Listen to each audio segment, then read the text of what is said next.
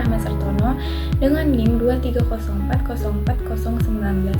Di sini saya akan menjelaskan bagaimana tingkat stres dan beban kerja yang tinggi pada para pendidik, yaitu dosen dan guru, serta contoh kasus dan bagaimana solusinya.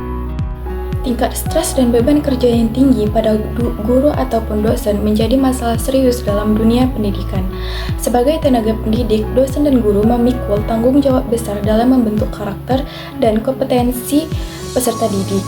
Namun, tuntutan kerja yang berlebihan seringkali menyebabkan tekanan mental dan fisik yang berdampak pada penurunan kualitas pembelajaran. Pihak-pihak yang terkait dalam permasalahan ini meliputi dosen dan guru itu sendiri, institusi pendidikan seperti sekolah dan universitas, pemerintah melalui regulasi orang tua, dan asosiasi profesi seperti PGRI dan APTISI yang berperan dalam perlindungan hak-hak pendidik. Beban kerja berlebih biasanya disebabkan oleh tingginya jumlah jam mengajar, tuntutan administratif yang berat, kewajiban publikasi ilmiah bagi dosen, tugas tambahan di luar bidang mengajar, serta kurangnya dukungan sarana prasarana.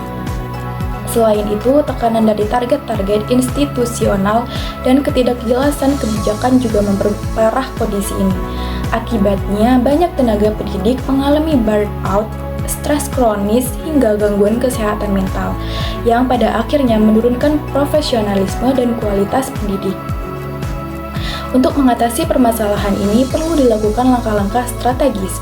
Dari sisi individu, dosen dan guru perlu melakukan manajemen waktu yang baik, mengembangkan keterampilan mengelola stres, serta menjaga keseimbangan antara kehidupan kerja dan pribadi.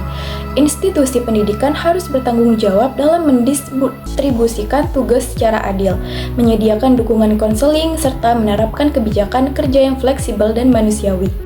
Pemerintah juga memiliki peran penting dengan menetapkan regulasi yang membatasi beban kerja, memberikan penghargaan kepada pendidik berprestasi, dan menciptakan sistem pendidikan yang lebih sehat.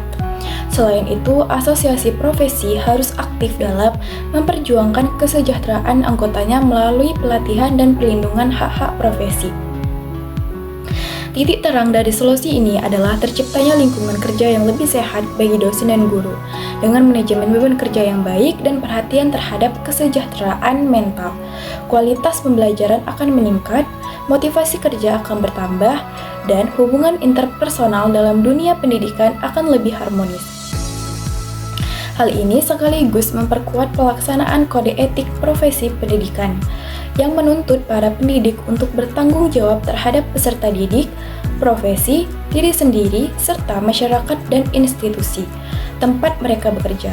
Menjaga kesehatan mental dan profesionalisme bukan hanya hak, tetapi juga kewajiban moral sesuai dengan kode etik profesi pendidikan. Sebagai contoh kasus pada tahun 2022, salah seorang dosen dari Universitas Negeri Makassar menarik perhatian publik setelah membagikan kisah pribadinya melalui media sosial mengenai beban kerja yang sangat berat. Dosen tersebut menyampaikan bahwa ia harus mengampu lebih dari 8 mata kuliah dalam satu semester, membimbing lebih dari 20 mahasiswa yang sedang menyelesaikan skripsi, serta turut terlibat dalam berbagai tugas administratif seperti menjadi editor jurnal, anggota tim akreditasi, dan mengikuti kegiatan penelitian serta pengabdian kepada masyarakat. Tidak hanya itu, ia juga diwajibkan mengikuti sejumlah pelatihan dan memenuhi target publikasi jurnal internasional. Tekanan yang berlebihan ini menyebabkan kelelahan fisik dan mental, gangguan tidur, emosi yang tidak stabil, hingga kehilangan semangat dalam menjalankan profesinya. Cerita ini kemudian menjadi viral dan mendapatkan respons luas dari banyak dosen lain yang menyatakan mengalami hal serupa.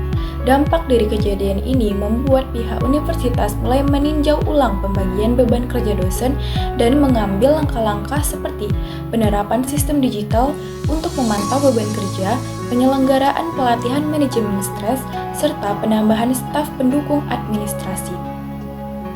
Kasus tersebut menjadi gambaran nyata akan pentingnya perhatian terhadap kesehatan mental dan kesejahteraan dosen guna menjamin mutu pendidikan di Indonesia. Baiklah, mungkin hanya sekian penjelasan dari saya. Mohon maaf apabila ada kesalahan. Wassalamualaikum warahmatullahi wabarakatuh.